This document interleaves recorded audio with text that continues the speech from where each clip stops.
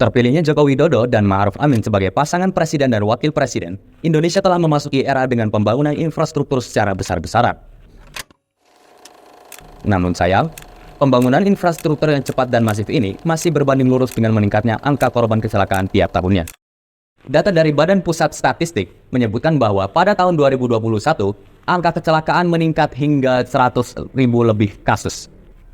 Sedangkan menurut data dari Kepolisian Republik Indonesia, faktor utama yang menyebabkan kecelakaan lalu lintas 61% didominasi oleh ketidakmampuan remaja dalam mengendarai kendaraan bermotor.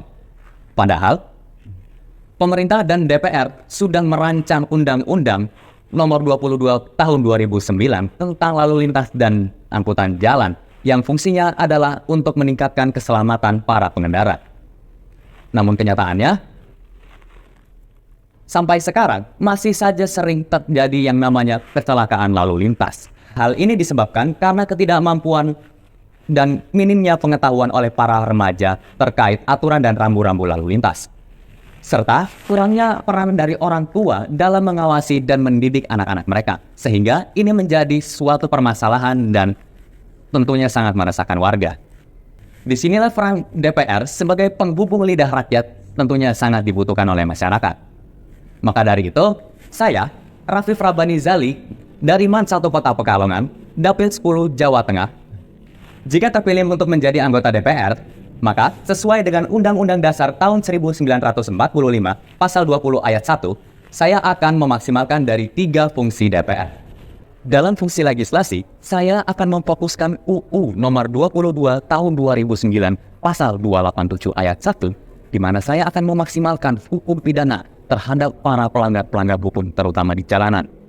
Selanjutnya, saya juga akan menggandeng Polri untuk mengadakan sosialisasi terhadap para remaja maupun orang tua terkait pembahasan tentang aturan-aturan maupun rambu-rambu lalu lintas. Selanjutnya, dalam fungsi anggaran, saya akan bersama Kemenhub melakukan pengadaan lebih banyak CCTV baik itu di jalan desa maupun di jalan kota.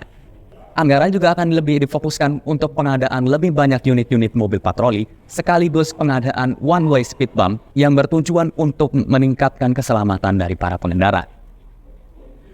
Yang terakhir, dalam fungsi pengawasan, saya akan mengawasi serta mengevaluasi dari kebijakan-kebijakan maupun program-program yang telah disahkan bersama dengan instansi-instansi terkait.